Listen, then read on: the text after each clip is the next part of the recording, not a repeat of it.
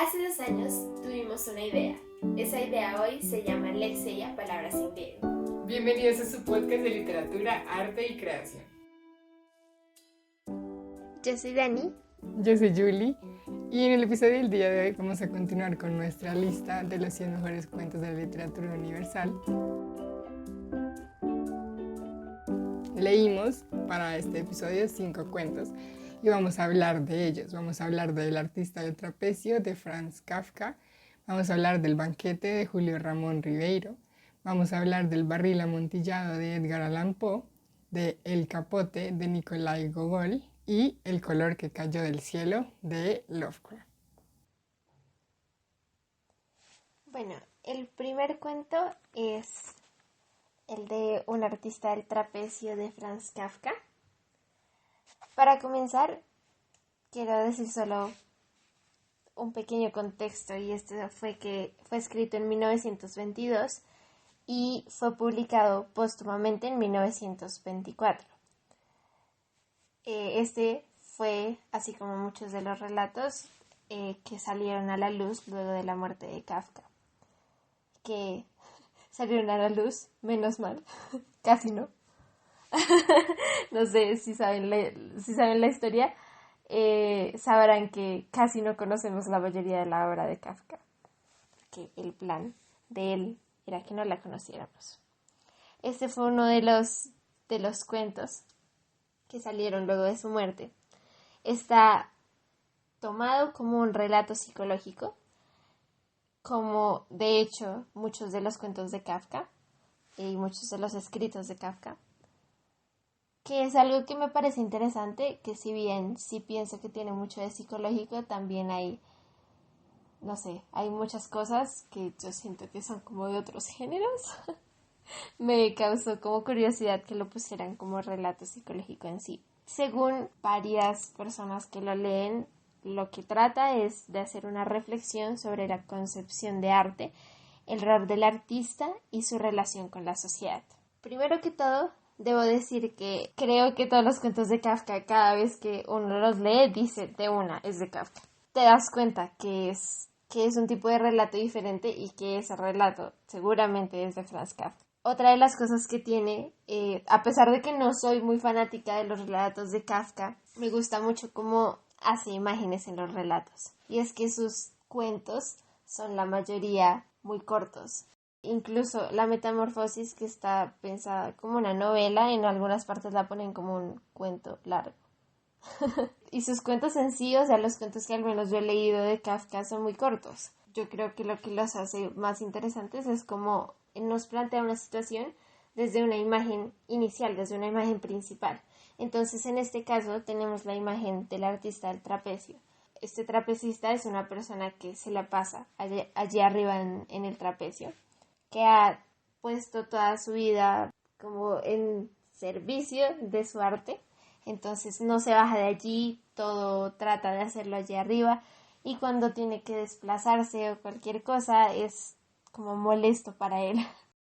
La mayor parte del cuento nos está explicando cómo es la vida del trapecista en realidad allí arriba, y nos dice como que estar allí arriba en realidad tiene poco contacto social, poco contacto con las personas. Y creo que allí, y por medio de lo que pasa luego en uno de los viajes del circo, que dicen que el trapecista estaba como especialmente molesto y sensible por el hecho del viaje y del tiempo del viaje, que es como con lo que termina el cuento, lo que nos está diciendo ahí, como el director del circo se da cuenta como de esta sensibilidad del trapecista y de lo mucho que le está costando estar allí. Esto último que pasa, que es lo del el trapecista y lo del circo moviéndose hacia otro lugar, y Kafka contándonos un poco, el narrador contándonos cómo se siente el trapecista, es en realidad lo que hay como de movimiento en el cuento. De resto, toda la parte de arriba nos está explicando más o menos cómo vive el artista. Y creo que aquí es donde radica un poco ese carácter psicológico, pero también ese carácter como de reflexión frente a un tema específico. Esta reflexión, que dicen muchas personas que hay sobre la concepción del arte es algo que en realidad yo al comienzo no había captado. Como que no había pensado en eso y luego caí en cuenta y me recordó muchas películas. Bueno, películas y series. La serie de Gambito de Dama, la película del Cisne Negro, la película de Whiplash, la película incluso de Tic Tic Boom. Estos personajes que se mueven en torno a una obsesión por el oficio. La mayoría de veces arte. Y es ahí donde creo que entra la reflexión un poco del cuento de Kafka, en esta reflexión sobre la felicidad en el arte y la obsesión del oficio. Cuando entré a esa reflexión por este cuento, yo dije como, ¡guau! Porque a mí esa reflexión de por sí cuando la veo en películas o en cualquier parte me toca mucho. Porque yo creo que las personas que estamos de alguna u otra forma involucradas en el arte más que todo, bueno, en general en todo, como cuando tú tienes una pasión por algo y esa pasión a veces cruza los límites hacia la obsesión y vives como en ese limbo entre lo mucho que te gusta, lo que estás haciendo y también como la obsesión, o sea, ya pasar al otro lado de estarlo haciendo todo el tiempo o de vivir todo en pro de eso. Creo que todos entendemos un poco esta sensación. No la llevaremos tal vez al extremo todos, pero todos entendemos hasta cierto punto esa sensación de obsesión o de estar alejándonos un poco de la sociedad o de muchas cosas en nuestra vida porque estamos concentrados en ese arte o en eso que nos gusta. Me parece bonito, es como esta idea de que esa obsesión por el arte viene de alguna forma manifestada es por que tanto sentimos que nosotros necesitamos de nuestro oficio, de nuestro arte para ser nosotros mismos. Porque con todos estos personajes, con el trapecista y con todos estos personajes, por ejemplo, de las películas que mencionas, claro, son esos personajes que, o sea, que no pueden separar como su ser de su oficio. Necesitan la música, necesitan el ajedrez, necesitan esto, necesitan estas barras, necesita el aro, ¿sí? Para poder completarse como la persona que es. Entonces no se separa trapecista de la persona, sino que es como que son una sola. Cuando hablamos de esto y cuando hacemos estas reflexiones, lo que yo siempre recuerdo pues es el oficio del escritor. Suele ser muy solitario. Y no solo el oficio del escritor, sino asimismo pasa con otras disciplinas. Entonces hay una reflexión también que yo siento que entra allí, que es la reflexión sobre la soledad. Sobre la soledad que va paralela pues a esta reflexión sobre el arte, el artista, la felicidad en el arte, porque también pues tiene que ver mucho con el cuento este tono de la felicidad y el hecho de que decían que cuando él no estaba allí arriba, o sea, como los viajes y todo esto eran como la caída de su felicidad, o sea, como que no había felicidad en ellos. Sí. Hay una reflexión allí sobre esto, la felicidad en el arte, sobre la obsesión del oficio, pero también sobre la soledad. Y como al final del cuento, cuando hablaba como el director de que sentía que el trapecista se estaba volviendo viejo, también siento que hay una reflexión más sobre el tiempo y el arte. Y aquí, en esa nostalgia que sentimos un poco con el final del cuento, esa nostalgia y un poco de angustia, creo que se relaciona un poco con esa reflexión de esta película que a mí me encanta, Tic Tic Boom. Esa reflexión de tiempo y arte es tremenda. Y es que cuando pensamos en el artista y su arte y cómo se relacionan estos dos en una vida, tenemos sí o sí que hablar del tiempo, porque una de los agobios del artista en su vida es no tener suficiente tiempo para el arte, que es una cosa que en realidad nadie va a tener suficiente tiempo para nada.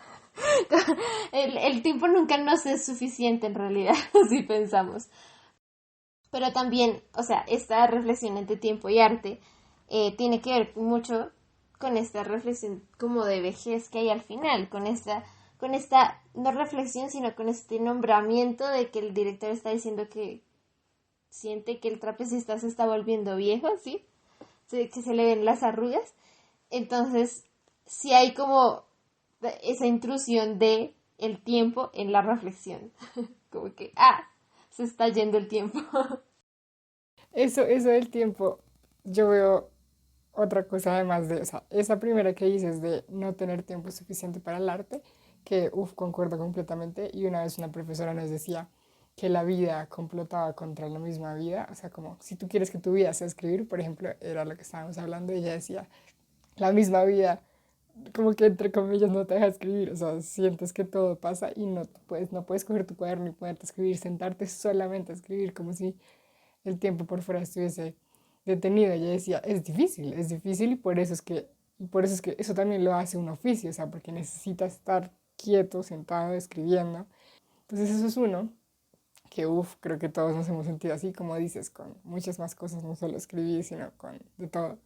Pero también el otro, que es creo que el que sale un poco más también de Tic Tic Boom y que tal vez podría estar aquí metido en este cuento muy tangencialmente, porque no sé si, o sea, ya es mucha, es un poco infiriendo del cuento, así, ¿sí? Como sacándolo un poquito del cuento. Esta idea de que tu arte no vaya creciendo al mismo tiempo que tú. Tú vas creciendo, vas envejeciendo y sientes que aún no has logrado llegar a esos puntos en los que querías llegar o a ese Sí, culmen, a ese álbum debut, obra debut, ¿sí? O sea, no has llegado y tú sigues, y tu tiempo sigue pasando. Y por más tiempo, o sea, sientes que te estás, entre comillas, gastando el tiempo y aún no logras llegar a eso. Y ves a tu alrededor a fulanito que tuvo su primera firma discográfica a los 15. Y entonces uno, claro, que es como este argumento de Tic Tic Boom. Aquí en el cuento tal vez sería así si fuese como el mismo trapecista el que haga el nombramiento de las arrugas, pero igual siento que está metido de alguna forma y pues creo que es un elemento que hay que hablarlo cuando se habla, como tú lo acabas de hacer, del tiempo en relación con el oficio del arte. siento que también está en esa parte en la que le pide otro trapecio.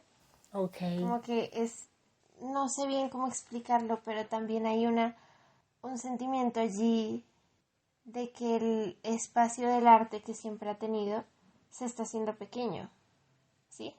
Como entiendo. que esa sensación de que hay que agrandar un poco en ese espacio del arte, ese espacio que se está ocupando en el arte, como que... Y de hecho él dice que no entiende cómo lo ha hecho toda la vida con uno. Entonces hay Sí, como esa sensación de que se ha quedado mucho tiempo en un mismo lugar. corto. Sí, sí, sí. Tienes razón. Bueno, otro de los puntos que quería tocar fue algo que leí en otra página en la que leí reflexiones y sobre el cuento y hablaban sobre el personaje kafkiano, que a mí solo me pareció interesante porque por lo que decía al comienzo. Como que para mí Kafka tiene una voz totalmente diferente a todos los cuentistas que leo.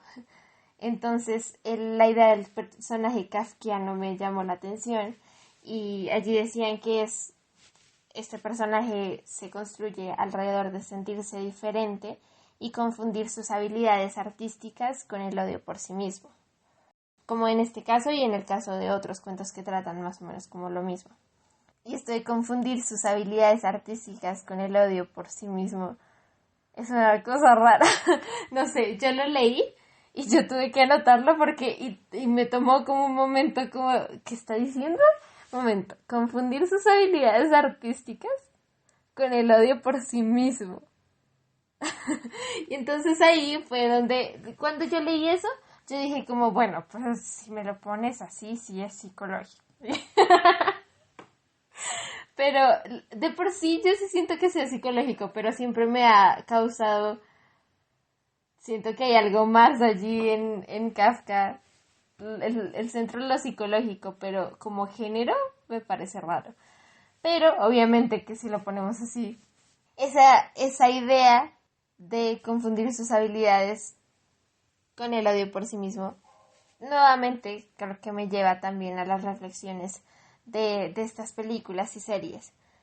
Y que también hasta qué punto ese arte y esas habilidades, mejor dicho, también nos llevan a una contradicción con lo que somos, ¿sí? Como hay allí un roce con lo que somos y justamente la pregunta que tú decías, que es como, ¿cuánto de nosotros es solo el arte? O sea, como que sin el arte no seríamos nosotros. Y es como esa confusión de dónde está la línea entre mi personalidad y lo que hago. finalmente, ya como un punto de forma, es pues esta tercera persona omnisciente que utiliza Kafka en la mayoría de sus cuentos, creo yo, como narrador, que le da siempre este tono como si fuera una fábula, por decirlo así, siento yo. Como que te fueran a contar una historia de la cual vas a sacar una reflexión al final, una moraleja al final. Que se siente mucho más en este otro cuento que leímos también, ¿cómo se llama? Ese que siempre lo encontrábamos como en el Icfe Ciego. El de ante la ley, ante la ley, ante la ley. Ese fue como el primero, ¿no? El primero que leímos en esta lista. Sí. Es lo que pasa también con Ante la ley, o sea, son estos cuentos y yo creo que ya lo he dicho varias veces o al menos lo dije esa vez, este narrador le ayuda un poco a hacer eso a Kafka, ¿no? O sea, tú sientes como si te fuera a introducir una historia de la cual vas a sacar algo. Continuamos entonces con El Capote, se llama el cuento, de Nikolai Gogol. Este cuento, yo no sé, a mí me sorprendió mucho, porque una cosa es que te digan, bueno, vamos a leer un cuento de Kafka, que así jamás hayas leído el cuento, o sea, es Kafka, como que el nombre ya te ponen un montón de marcos de cómo va a ser el lenguaje, de cómo va a ser la trama, ¿sí? Pero no sé, yo jamás había escuchado de Nikolai Gogol, la verdad. Aunque después vine a enterarme que en realidad sí tiene una gran influencia en la literatura del modernismo rusa. No tenía ni idea. Pero este cuento, el del capote, a veces traducido también como el abrigo, lo cual es importante porque yo no entendía qué significaba capote. Pero digamos que un capote es un abrigo grande, pero para el cuento es importante, siento yo, que se llame capote. Este cuento de Nikolai Gogol, perdón, fue escrito y publicado en 1842. En esencia, digamos, si tuviera que decirles como a grosso modo de qué se trata, es un poco extraño porque la narración hace que sea un poco extraño, pero en esencia es un narrador contándonos muy en segunda persona porque nos habla todo el tiempo a los lectores. Es un narrador bastante curioso. Nos cuenta la parte de la historia de Akakli Akakievich. Él mismo dice que tiene un nombre muy extraño. Se llama Akakli Akakievich, el personaje. Eh, este personaje, porque no voy a repetir otra vez el nombre, era un copista. Este señor trabajaba en una oficina como copiando y llevaba toda su vida haciendo copias, entonces le daban textos y él tenía que copiarlos, pero era tan apasionado precisamente por esto que hace, un poco ahí se relaciona con esto de la obsesión por el arte, porque hay una cita que me parece muy bonita que dice, algunas letras eran sus favoritas y cuando daba con ellas estaba como fuera de sí, sonreía, parpadeaba y se ayudaba con los labios de manera que resultaba hasta posible leer en su rostro cada letra que trazaba su pluma.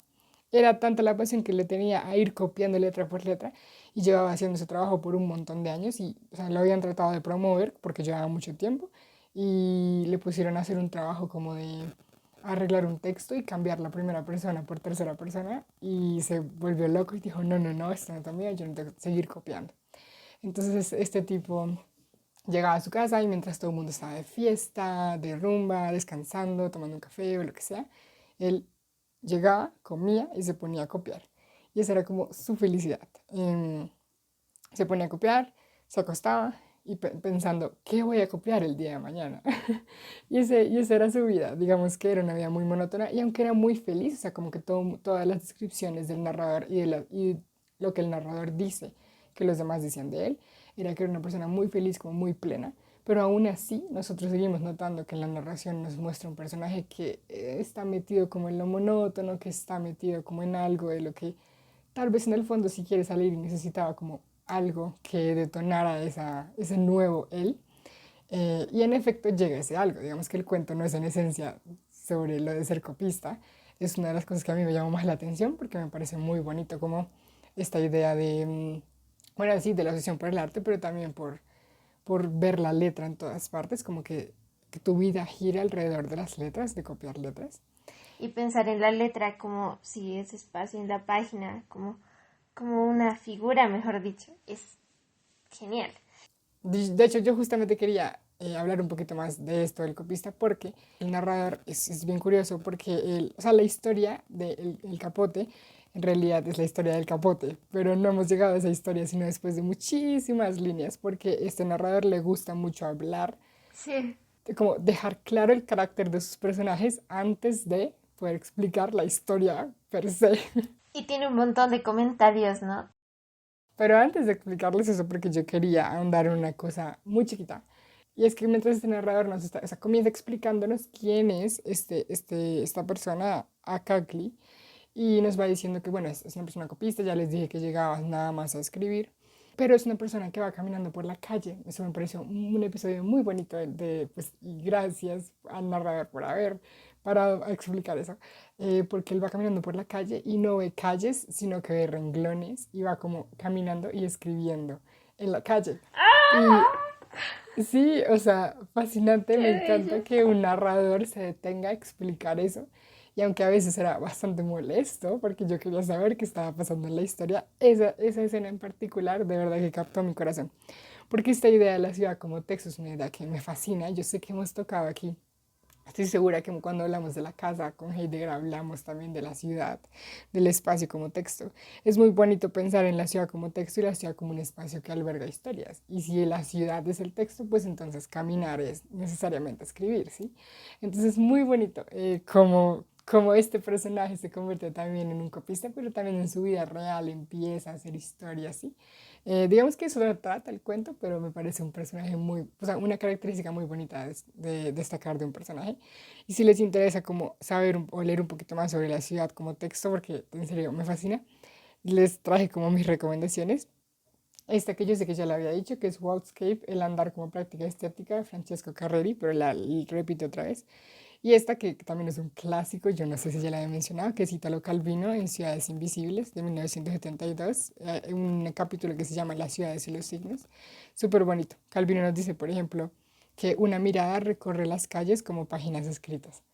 Entonces es encantador pensar la ciudad como texto. Volviendo, este personaje piensa la ciudad como texto. Y digamos que tal vez eso también hace que se sume un poco en esa monotonía, porque va, o sea, digamos, obviamente la escritura de sorpresa también, pero este personaje puntualmente como que va caminando y todos los días son lo mismo, camina por los mismos lugares, camina por debajo de un lugar en el que sacan la basura a cierta hora y él, o sea, siempre pasa por ahí y siempre le cae la basura encima. Y no, o sea, no piensa voy a cambiar de camino, no, siempre hace lo mismo. ¿Voy a correr 2 centímetros? No. No, sigo caminando por ahí. Yo pensé en Bartleby el escribiente. Me parece que son dos personajes súper parecidos. Es como si le dijeran, córrete, y él dijera, no quiero. Preferiría no hacerlo. Sí, y ambos son, o sea, uno es escribiente, otro es copista. Son súper parecidos. Y de hecho, cuando ya me puse a investigar sobre el autor, sobre Gogol, pues claro, me di cuenta que él es una inspiración para Herman Melville, que es el de Bartleby el escribiente. Entonces, pues me parece súper interesante porque se nota que entonces Bartleby el escribiente viene de un poco de este personaje de Akakli. Qué genial cómo se entrelazan los cuentos en la lista. Claro, es fantástico. Bueno, es que tal vez por esa razón también están en esa lista, porque tienen esos aspectos particulares de unión. Entonces ya la historia per se, digámoslo así, si es que estoy, si se me permite decir eso, es que en este frío de San Petersburgo, Rusia, ellos usan unas chaquetas, unos abrigos que se llaman capotes, que son los que los protegen del frío, porque si tú no te pones eso, como que de verdad te mueres de frío y te puedes morir congelado ahí en la calle. Entonces él tenía un capote y empezó a darse cuenta que le estaba abriendo la espalda, le estaba abriendo los hombros y empezó a revisar su capote y se dio cuenta que lo tenía ya súper desgastado. Él había remendado ese capote muchísimas veces y estaba súper desgastado. Sus compañeros de trabajo le hacían burlas porque lo tenía horrible. Entonces él dice voy a ir a buscar a mi sastre para que me lo remiende. Entonces va donde el sastre y obviamente el narrador nos tiene que contar toda la historia del sastre. El narrador dice, en verdad no haría falta hablar de ese sastre, mas como es costumbre en cada narración esbozar fielmente el carácter de cada personaje, no queda otro remedio que presentar aquí a Petrovich. Y nos cuenta la historia del sastre y su esposa. Ah, bueno, y después menciona a la esposa y entonces dice, Y ahora la historia de la esposa. Ahora la historia de la cuchara que pusieron a la derecha del plato. Algo así. Ya que hemos mencionado a su mujer, convendría decirle algunas palabras acerca de ellas. Bueno, total, eso, digamos que en términos del momento ahora no es tan relevante, pero explica la historia de su mujer, cómo se conocieron, no sé qué. Y un poco cosas del carácter de Petrovich, el sastre. El punto es que Akakli llega y le pide que se lo remiende y Petrovich le dice, no puedo, eso está totalmente perdido, eso ya no se puede volver a remendar, lo lamento mucho. Toca hacer uno nuevo, pero te hago uno nuevo y te cobro un montón de dinero. Entonces, claro, pues el personaje queda como, no, eso es mucho dinero para mí. Después de pensarlo, decide decirle, listo, sí, házmelo. Y entonces empieza como este renacer del personaje. Y es súper loco porque yo les decía que uno sentía con la narración que aunque la gente decía que estaba pleno, estaba sumido en una cotidianidad súper monótona y hacer el capote le hace como una meta en la vida, o sea, como que todos sus días se levantaba, ya a veces ni siquiera se ponía a copiar o alejaba, si no iba al trabajo, cosas así, por ir a buscar telas, por ir a buscar no sé qué, porque estaba tan emocionado por cómo le iba a quedar su capote nuevo, que estaba, o sea, como que su meta en la vida era el capote y toda su vida se alumbró y todo el mundo empezó a darse cuenta que estaba mucho más alegre, mucho más feliz, mucho más contento. Aún así había dejado de comer cosas, había dejado de pagar electricidad, había dejado de hacer un montón de cosas por ahorrarse el dinero para pagar el capote. Pero como que el capote fue lo que le dio un nuevo sentido de vida. Entonces es súper curioso. Aun cuando la gente decía que tenía una vida plena, como aún había algo que faltaba para él, que era en este caso, suena súper trascendental, pero para él lo fue, como que el narrador nos hace sentir que eso fue como la revelación de su vida, su nuevo capote. Consigue su nuevo capote y definitivamente es una persona cambiada. Y hasta iba a llegar mi narración porque ya más adelante sí siento que es spoiler. Pero digamos que en esencia es o sea, la historia es una persona que no tiene mucho dinero tratando de conseguir dinero para comprarse un nuevo capote, que es lo que le da como un nuevo sentido de vida. Y eso es en esencia. Entonces ya para cerrar con estos términos de forma que he tratado de darles pistas por ahí, creo que lo que hace el cuento como tan interesante es, o sea, no es en esencia como la historia per se del capote, del abrigo, sino como que este narrador que nos habla directamente porque nos dice como, convendría usted que sepa esto, convendría usted que sepa, pero antes el lector ha de enterarse de dónde provenía la primera mitad del dinero que iba a conseguir este personaje para poder hacer el capote. Entonces como que nos habla tan directamente y aunque es una historia muy larga, uno siente que te está hablando un amigo al lado y que te está contando y que así como nosotras se va por las tangentes como mil y un veces, entonces dice, ay, pero quiero contarte sobre el personaje y te cuenta la historia y luego, bueno, vuelvo y ahora sí te cuento, ¿sí? Entonces eso tal vez es lo que lo hace hasta cierto punto atractivo, hasta cierto punto no voy a negarlo, también un poco tedioso, porque no sé, en un cuento tal vez uno espera que le digan, bueno, ¿qué está pasando en el momento preciso? Entonces eso hace que sea como diferente. Pero pues bueno, esta narración, ese tipo de narración de Nikolai Gogol, o sea, es inspiración para muchas de las historias que, bueno, que ya hemos leído y que estoy segura que ya conocerán, de muchos de los autores rusos. De hecho, también tuvo influencia en la literatura de Kafka y de Dostoyevsky. Entonces, o sea, creo que dejó un precedente en términos de cómo narrar y pues es una forma muy innovadora de narrar que es una historia que yo creo que recomendaría, pero para un buen tiempo, para que sepan que van a escuchar a un amigo hablar por un buen tiempo. Pero pues es una historia que la verdad creo que sí captó mi corazón, el capote.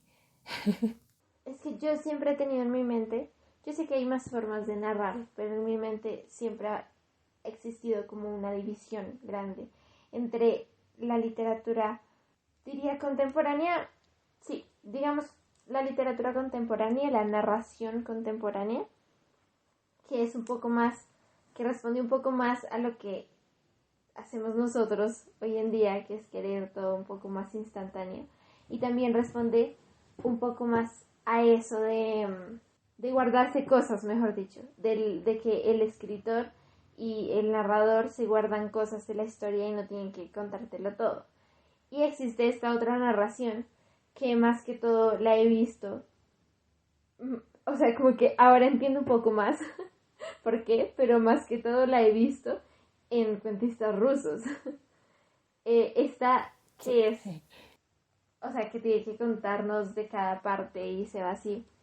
No sé bien si llamarlas digresiones porque ya he, se ha cometido el error de confundir esta forma de narrar con las verdaderas digresiones. Pero sí es como esta forma de irse, y no solamente de irse del tema, porque no es solo irse del tema, sino que hay como una reflexión de la escritura allí, como metida allí en esta forma de narrar, porque estos narradores nos dicen como, pero sería importante para la narración, Sí. o qué sería un narrador si no explicara esto, o cómo Sí. funcionaría el cuento, o para un cuento es, ¿sí? Entonces hay como pequeñas reflexiones sobre la escritura en sí. De las cosas que a mí me parecen más interesantes de la forma de narrar así, es eso de una narración totalmente transparente con el proceso, siento yo. Incluso debe haber escritores que ya lo hayan hecho más como forma de estilo, pero cuando comenzó esto se sentía como una voz que estuviera como escribiendo y reflexionando al mismo tiempo y escribiendo lo que se estaba reflexionando. Algo que normalmente no vemos tanto cuando existe la historia y no hay comentarios del narrador. Claro.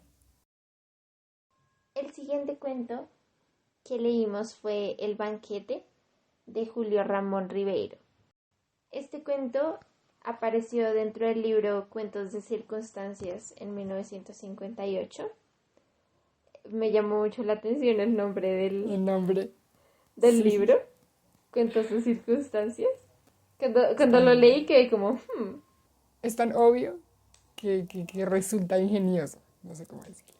sí, pues sí, es verdad. Pero como que al comienzo yo dije como, ay, qué chévere ese título. Y luego me quedé pensando como en los títulos que yo he intentado poner a mis colecciones. Y digo como, ay, pues tan chistoso. O sea, todos los cuentos son de circunstancias. Bueno, entonces solo quería contar esa anécdota que me pareció chistoso cuando lo leí. Entonces apareció en este libro en 1958. Hay que decir que Julio Ramón Ribeiro es un escritor peruano de la generación del 50 de ese país, como de la literatura de ese país. Me parece importante mencionar este pequeño contexto del cuento, pero a la vez siempre he sentido que cuando es un cuento latinoamericano se nota. Como que yo comencé a leerlo y no había todavía buscado del cuento y yo dije, esto es latinoamericano. Es algo que me pasa siempre en esta lista. Siempre que encuentro un cuento latinoamericano, siento que tiene una narración diferente. Y además, como yo he crecido más que todo como en un contexto de cuentos latinoamericanos, a pesar de que he leído el canon, siento que he estado muy por la parte del cuento latinoamericano. Por esta misma razón, siento que cuando eres de aquí, cuando estás familiarizado con este tipo de narración, te das cuenta de una, que es un cuento latinoamericano. Ese narrador que está en la historia es un narrador en tercera persona. Sin embargo, es un narrador obviamente diferente al de Kafka y obviamente diferente al de Google. diferente al de Google. Pero principalmente creo que aquí está la división de la que hablábamos hace un minuto. Esta división porque este narrador sí se guarda muchas cosas. Este narrador sí maneja un poco más esa... Hay muchísimas cosas como que no nos dice, a pesar de que es un narrador que igual trata de contextualizarnos con la historia. ¿De qué va esta historia? El banquete trata sobre una persona, sobre un hombre que vive con su mujer, tiene su casa y está preparando un banquete en el que va a venir mucha gente importante y va a venir el presidente. Entonces él como que, o sea, en serio, tira la casa por la ventana, o sea, eso hace remodelaciones como en todo, no tenían jardín y él leyó que la primera parte del banquete, de un banquete se hacía en el jardín, entonces construyó jardín. Eso cambió todo en la casa, se gastó como todo lo que tenían en hacer eso, luego buscó qué era lo que se daba en los banquetes de comida y eso Lo gastó consiguió. un montón en bebidas, en sí. Y en efecto fueron las personas importantes, él quiso estar seguro de que iba el presidente y en efecto fue.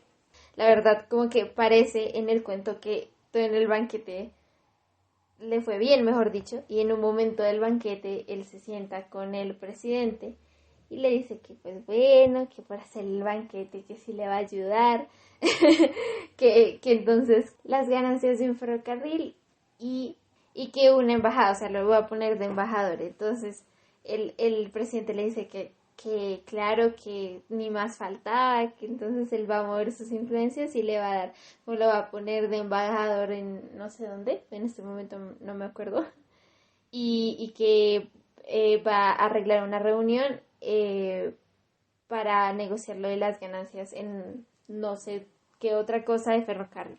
Y bueno, no sé si decir el resto porque es un poco spoiler, es muy spoiler, pero solo quiero decir que el final de este cuento me parece maravilloso. O sea, como que no es una cosa, no es un final como, no me lo esperaba para nada, pero es un final muy bueno y es un final que el narrador lleva contándote toda la historia así, lleva diciéndote todo lo que hizo esta persona para dar el banquete, lleva contándote cómo le pidió entonces al presidente que moviera sus influencias para ayudarle con esas cosas. Y literal, el último párrafo es donde pasa lo que pasa. Y entonces allí en el último párrafo es como, tremendo plot twist. No, mentiras, o sea, como que yo pienso que uno podría como esperárselo, pero es un gran final. Como, literal, en mis notas yo escribí en mayúsculas como el final. Entonces, creo que probablemente este es mi favorito entre los cuentos de esta ronda.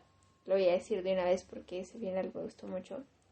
Y me gusta mucho cómo no sientes que sea apresurado, porque el cuento es corto, pero tú no sientes que nada sea apresurado y como que no tampoco te hace falta más del narrador.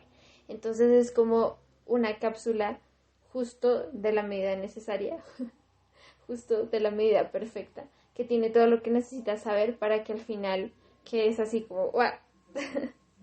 Y cuando ya como que procesas un poquito el final, en los minutos luego de procesar el final, uno se da cuenta de tantas cosas como de la realidad que habla, de la realidad latinoamericana de la que habla esto. Latinoamericana yo creo que en general. Leí muchas reflexiones sobre el cuento que decían que hablaba de la corrupción. Si bien sí siento que hay como partes que hablan de la corrupción, como el hecho de que el presidente es todo como mañana en el Consejo de Ministros propondré su nombramiento, es decir, lo impondré. De por sí, por los favores, él ya tiene listos otras cosas de vuelta, ¿sí? Entonces el presidente le dice como de una, voy a mandar que te nombren embajador y aparte de eso, lo de la plata, pues ahí vemos como voy a crear una reunión para que vayamos arreglando. Entonces sí, o sea, como que siento que superficialmente se nombra la corrupción, pero creo que hay una cosa más allí y no sé si lo sentirá todo el mundo, pero hay una cierta realidad de eso que no sabes qué va a pasar mañana. Como que Ok. hay una cierta realidad de esa incertidumbre y como debilidad un poco de las instituciones. Que no sé, no podría decir que solo latinoamericana, pero hay una debilidad en las instituciones que el cuento delata. Hay una debilidad en general, como del sustento también financiero y de un montón de cosas. Siento que el cuento nos habla un poco de eso. Sí, como de ese no saber bien qué es lo que va a pasar mañana. Este personaje no piensa que va a pasar algo extraordinario como finalmente pasa, pero cuando pasa tú te pones a pensar y es como, güey, pues eso podría pasar. Es como, y de repente pasa. No sé, siento que en todo lo que es política y gobierno y Estado, como que, obvio, estamos acostumbrados a que el discurso tiene que ser un discurso de largo plazo, ¿no? O sea, tiene que ser un discurso de, para 4 años, no sé qué, tanto tiempo, sí, como, pero en realidad, o sea, uno no sabe qué pase mañana. Y lo que pase mañana es tal vez más importante o determina si va a poder o no cumplir con las cosas para dentro de 4 años. Y creo que son cosas, o no sé, son cosas que yo identifico mucho de por aquí, pero no sé si las demás personas se sientan igual. Lo que me pasa mucho es que nosotros pensamos como a largo plazo qué va a pasar. Por ejemplo, si sube una persona al poder, o si baja una persona, o si pasa algo, pensamos como qué va a pasar a largo plazo, Ah, sí, ¿sí? también. Pero hay cosas muy inmediatas y eso es lo que realmente nos da miedo, las cosas que pueden pasar tan inmediatas. Es algo que yo siento que es muy de la historia latinoamericana. Como que hemos sabido que la fragilidad de nuestras instituciones nos ha llevado a muchas cosas y son esas cosas que pasan de un minuto a otro lo que realmente a uno le preocupa más. Entonces creo que este cuento habla sobre eso. Este personaje no piensa en lo que podría pasar mañana, en eso que podría pasar al final, pero aún así se delata el hecho de que no sabemos y el hecho de que eso puede ser lo peor, porque como que en un momento hay una pizca de reflexión donde está creo que hablando con la esposa y es como, güey, como que dice como, my friend, como que nos estamos gastando todo, como que vamos a quedar sin nada, pero es como un minuto de reflexión y es como, tranquila, ya el presidente, o sea, el presidente va a venir y pues voy a hablar con él y le voy a pedir esto y es como que ya con el que el presidente venga y como él siente como una garantía de que va a haber algo de vuelta. Entonces tú sientes eso en un momento y hasta cierto punto te sientes un poco tranquila con el personaje hasta que... y ahí es donde te das cuenta que ni el personaje tampoco se había percatado de que lo peor podría pasar en 2 segundos. Esto fue una reflexión un poco loca. En términos de forma ya había hablado pues del narrador y creo que es el ejemplo perfecto de esta forma de narrar diferente. Que yo siempre he sentido muy latinoamericana, pero yo creo que es también mucho de la narración que tenemos y que se ha extendido incluso a hoy en día. Es una narración que no nos cuenta todo, exactamente todo, pero sí es un narrador no, que no reflexiona así como era el otro, que no reflexiona sobre la escritura, sino que está centrado en contar esta parte de la historia. Y a la vez es una narración que uno siente muy entrelazada, como que todo va pasando y todo te lleva tan fácil. Y el hecho de que sea corto, a la vez te sientes como si te acabaras de comer como un snack. Tenías como hambre justo para el snack, te lo comes y quedas llenito. Es así se siente el banquete de Julio Ramón Ribeiro. Bueno, hacemos un cambio súper rotundo de trama, de género, de todo, siento yo, pasando del banquete a el siguiente cuento que es El color que cayó del cielo, de Lovecraft. Y yo sé que ya, otro apellido que ya conocemos, un apellido que creo que ya otra vez como Kafka nos enmarca en un género, en una cosa un poquito más macabra, una cosa un poquito más tenebrosa, misteriosa, como es este cuento de El color que cayó del cielo. En algunas partes también está traducido como el color del espacio exterior, una cosa así. De donde además, si les interesa, sacaron película que se llama Color Out of Space y creería que en español sí sería como el color del espacio exterior. Es una película de terror. Tiene muchas cosas diferentes al cuento, pero digamos que en esencia no es mucho lo que puedo decir del cuento, porque es que precisamente es una de las características creo que más importantes de estas ficciones que tienen cosas como de terror o ficción especulativa, que es como llaman al género, weird fiction o ficción especulativa o ficción rara, que es como llaman a el género pues más representativo de Lovecraft. No se puede hablar mucho de la trama porque se pierde completamente toda la rareza y la sorpresa y el miedo. Pero digamos que así, muy a grosso modo, la historia está contada en primera persona y este personaje que no, pues no sabemos el nombre del personaje, pero el personaje nos empieza a contar que como que le encargaron hacer un embalse en un pueblo en el pueblo todo el mundo hay como un terreno que le llaman macabro erial, erial maldito, una cosa así. Y él no entendía por qué le llamaban así. Y empiezan a contarle un poco la historia de por qué lo llaman así. Y digamos así grande, dicen que cayó un meteorito y que hay como una cosa extraña divagando, sí, deambulando, perdón, por los bosques del pueblo.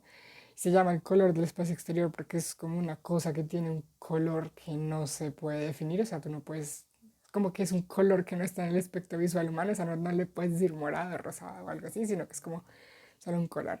Y bueno, y ahí siguen un montón de cosas que ya son, hay que leerlas. Pero en esencia sí es un cuento de terror. No creo que sea terror como de, o sea, lo hemos hablado con Dani mucho también de esto, del género de terror.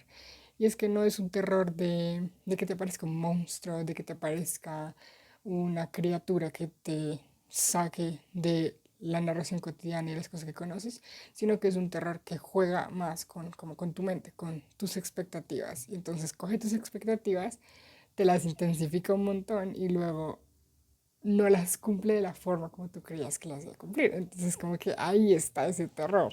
Es un poco el suspenso, ¿no? Sí, sí, exacto. Es por eso se llama weird fiction. O sea, como que no, en realidad no dice género terror, sino weird fiction, como ficción, es como especulante. O sea, como que vas así a la expectativa de una cosa súper extraña. Le mete mucha fantasía, pero también le mete mucha ciencia. O sea, como que también tiene un toque así de ciencia ficción. O sea, no son cosas o sea, son cosas que tú como que si quisieras ponerle algún tipo de razón, de razonamiento científico, Lovecraft te dice como adelante, como pon la prueba científicamente y creo que vas a sentirte satisfecho. Entonces es como una mezcla de cosas súper extrañas que a mí lo que me pareció como más interesante es como, uno, este género de la ficción rara, que yo la verdad no lo, o sea, genuinamente creo que no lo había escuchado, porque yo sí uno escucha Lovecraft y yo sí pienso en Lovecraft y pienso en terror, pienso en suspenso, pero no pensaba en esto como de ficción rara, weird fiction, que pues pone de manifiesto la importancia de un, de un lector, de el lector. Me acuerdo que una vez, ya les digo, hay un director, se llama Robert Eggers. Robert Eggers es el director de una película que se llama El Faro y una nueva que está por salir, El Hombre del Norte. Tiene una particularidad y es que este tipo de directores ponen cosas de terror en sus películas o de suspenso o thriller, pero la visual no es lo único que necesitas para asustarte. Entonces él sabe que tú vas a apartar la mirada, como que sabe que vas a apartar la mirada y por lo tanto lo que hace el verdadero terror es la música. Entonces no hay forma, o sea, los sonidos, la música, no hay forma que a menos que te vayas, te libres de pasar ese sentimiento así te tapes los ojos, así, nada, porque o sea, vas a sentirlo, te va a llegar de alguna forma. Mejor dicho, le falta ponerle olor o algo así. O sea, como el señor sabe las reacciones. Entonces, eso es lo que siento que hace Lovecraft. O sea, no como director, sino como escritor. Y es que sabe, como que piensa meticulosamente cómo va a reaccionar el lector ante lo que escribe, de tal forma que logre que lo sientas, o sea, como no quiere que te escapes de esos sentimientos, ¿sí? Es una de las cosas que, pues, que creo que como escritor de weird fiction, terror, ficción especulante, como que es un gran plus, o sea, porque necesitas, o sea, ¿cómo decirlo? Te mete en el miedo o en el suspenso, no te puedes librar de él, ¿no? Como que no hay escapatoria. Entonces es súper curioso, no hay escapatoria para el Lovecraft. Entonces como eso, lo primero.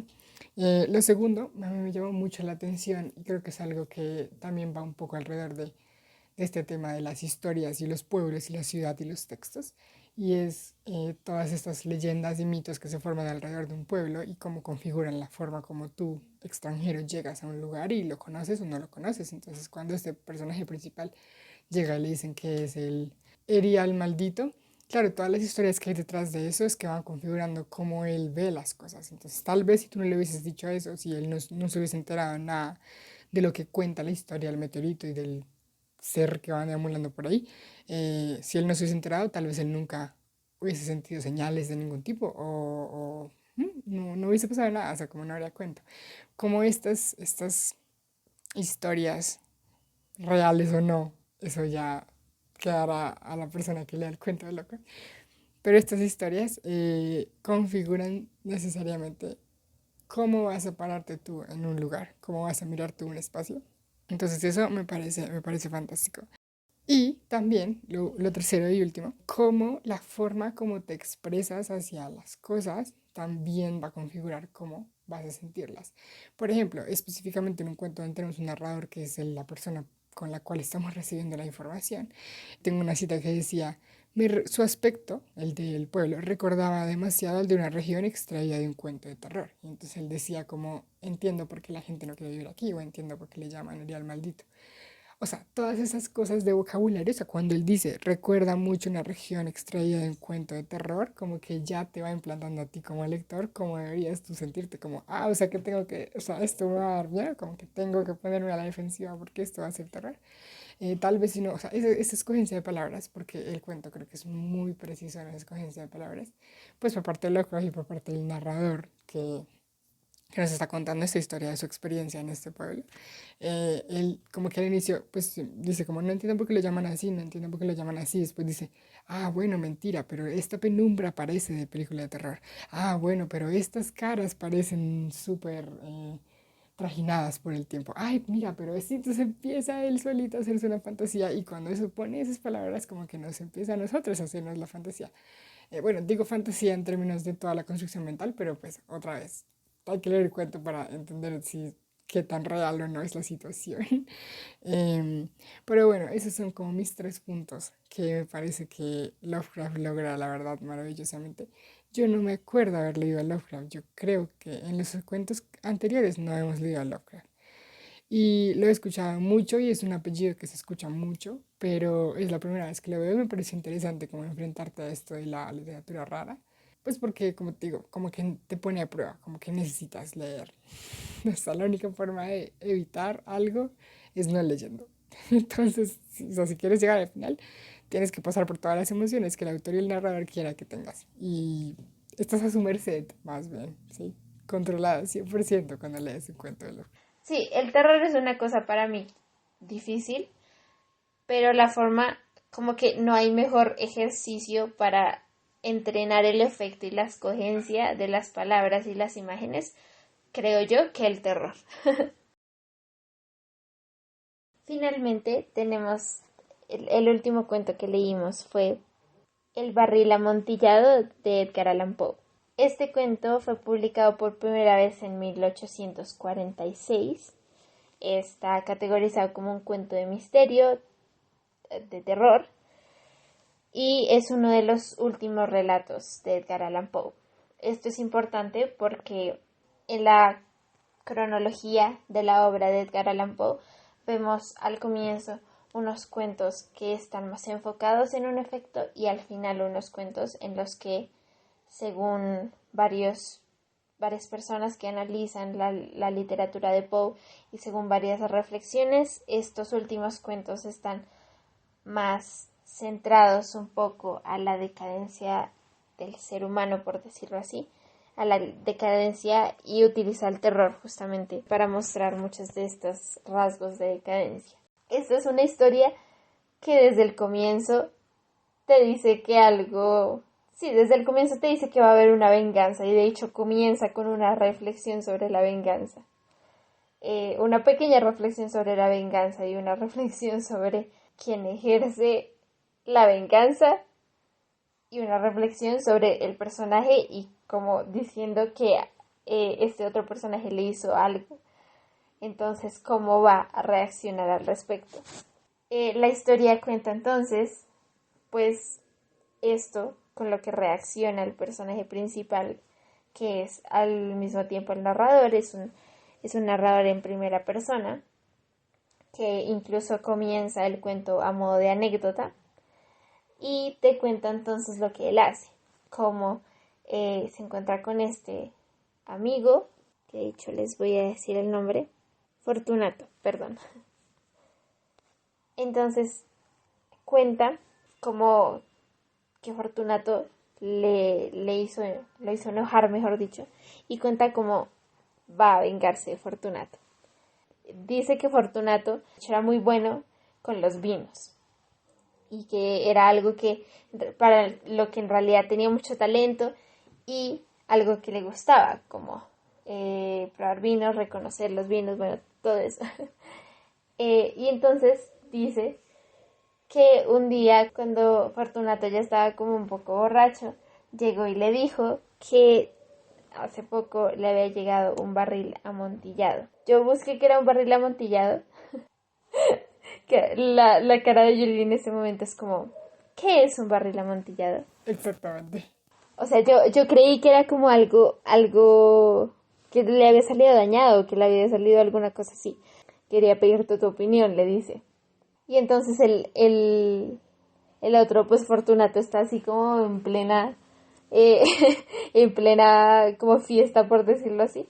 Y al comienzo no está muy seguro de seguirlo, pero la forma como el personaje lo resuelve es diciéndole que le va a preguntar a otra persona.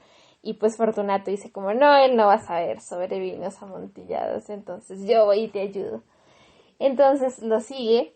El personaje lleva a Fortunato por las bodegas y entonces resulta que las bodegas, como allá abajo hay como muchas cosas, mucha humedad y muchas cosas allá abajo, y le da tos a Fortunato. Y entonces el otro le dice como, tranquilo, si quieres podemos devolvernos, no sé qué, y el otro como sigue con su orgullo y dice como, no, nadie más te va a ayudar.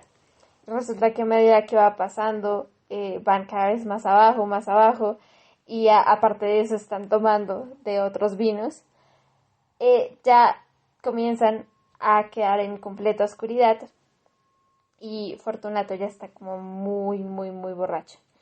Entonces llegan por allá como hasta el final y voy a dejarlo ahí porque voy a hacer el spoiler. El punto es que, primero que todo, Edgar Allan Poe es un maestro en esto del suspense, ¿no? Es un maestro. Y el ritmo del suspenso de este cuento es algo genial, porque es que te mantiene en esto, tú vas entrando con ellos como en la bodega, vas entrando cada vez más adentro, más adentro, más adentro. Y tú, como hay puntos de la historia que tú dices como, pero ¿qué está haciendo? O sea, pues sí, van a encontrar el barril allá o qué, pero qué, ¿cuál es la venganza? Lo está llevando ya como al centro de la tierra. Y es como, no entiendes. Pero justamente el ritmo que se crea, en términos de forma, el ritmo que se crea del cuento es algo maravilloso y es algo que Poe sabe hacer muy bien, obviamente, y hace en la mayoría de sus cuentos. Entonces, como las curvas de interés dramático, el tiempo, los diálogos con intención de continuar y de llevar el clímax del cuento, todo va conforme a eso y tú como que vas allí al filo de la silla esperando a ver, pero ¿qué va a hacer? Siento que va a hacer algo. Y pues en efecto termina. Además que todo, como la ambientación que él nos pinta es una ambientación como medio creepy. O sea, no es cualquier bodega. Primero que todo es una bodega que le está haciendo mal y él sabe que le está haciendo mal a Fortunato porque se está como muriendo de tos. Pero aparte de eso dice que hay como huesos de gente. O sea, porque ahí antes había como enterraban a las personas, o no recuerdo en este momento bien cómo explica eso, pero dice muy normal como, no, aquí hay huesos de gente, y como que va encontrando huesos de gente y tú eres como, what? Al final de la historia te preguntas de esos huesos de quién era. Pero como que esa explicación que te dio el personaje no es suficiente y te quedas pensando que ahí debe haber algo más creepy. Sí, o sea, toda esta ambientación y toda la creación del suspenso de Edgar Allan Poe es magnífica. a fondo, mejor dicho, como de la historia a fondo, habla de la venganza y utiliza esta venganza hasta el límite. Entonces yo leía en algunas cosas que por eso puedes reconocer, de hecho, este cuento como uno de los últimos de Edgar Allan Poe, porque como que no he leído mucho con esa división, mejor dicho, como que yo no había leído sobre esa división de los cuentos del escritor, pero esta persona que leía hablaba sobre cómo los últimos cuentos de Edgar Allan Poe tratan mucho esto de la decadencia, pero como caer bajo del hombre, o sea, como la venganza Al extremo. mal, o sea, la venganza al extremo. Todo gira, como todo el tema y lo más maravilloso del cuento es esta creación del suspenso y como todo gira en torno a esta venganza y como esta venganza no se queda en lo sencillo. Entonces, este también me encantó. La verdad, este y El banquete me encantaron, pero probablemente El banquete sea mi favorito de esta ronda. Yo me quedo con El capote. En esencia, como para cerrar este episodio curiosamente nos introdujo a Kafka, que es, bueno, un autor que ya es muy con un apellido conocido, pero nos introdujo a Gogol como un precursor de Kafka incluso. Pensar como estos precursores narradores rusos que nos trajeron este modernismo ruso de Kafka, de Dostoyevsky y pues de muchísimas más historias. Tuvimos rusos, tuvimos narrativa rusa, tuvimos un latinoamericano y tuvimos también como misterio por parte aquí de Lovecraft y de Poe, que son dos grandes nombres de cualquier cosa relacionada con el misterio. Uf, sí, ahora que caigo en cuenta, el hecho de tener a Poe y a Lovecraft en un solo Sí. episodio es como wow. ¡Ah! Carga de suspenso, misterio y terror, así como. Creo que sí de los episodios, o de los cuentos me refiero, de la colección de cuentos, que más siento yo que ha unido esto de la forma del escritor, no sé si es que soy más consciente ahora, de la forma de escribir con, con relacionarlos. O sea, yo siento que era como, wow, sí, claro, este es latinoamericano, o como, wow, sí, claro, esta es la narración de estos autores rusos, modernistas, así como que es, con estos cuentos siento que se selló un poco esa manera de categorizar, entre comillas. Y me pareció interesante eso, porque siento que por lo menos a mí no me había pasado, no había sentido esa experiencia como con los otros cuentos. Y también hemos hablado mucho como de las características específicas de los escritores, ¿no? Como que a medida que avanzamos nos damos cuenta también que hay, o sea, que podemos reconocer los cuentos por ciertas características, como que el personaje kafkiano y el cuento de Kafka, mejor dicho, como se reconoce y como también tiene una forma de reconocerse desde las influencias anteriores. Y lo que siempre hemos dicho, pues lo que siempre he dicho yo de la narración latinoamericana, pero también como hay una narración específica de Julio Ramón Ribeiro y como vemos un misterio y un terror diferente en Poe y en Lovecraft. Entonces son como hemos podido reconocer también como características específicas, por decirlo así, de la forma en la que escriben estos autores.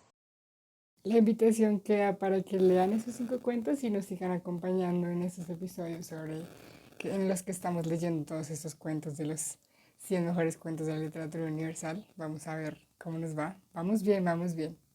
Así que acompáñenos y sigan con esos cuentos con Y nos digan nosotros. cuál es su favorito de esta tanda también. Gracias por acompañarnos. No olviden seguirnos en nuestras redes sociales, Instagram, Facebook y Twitter como Lexia Palabras. Y nos vemos en la siguiente historia. ¡Chao!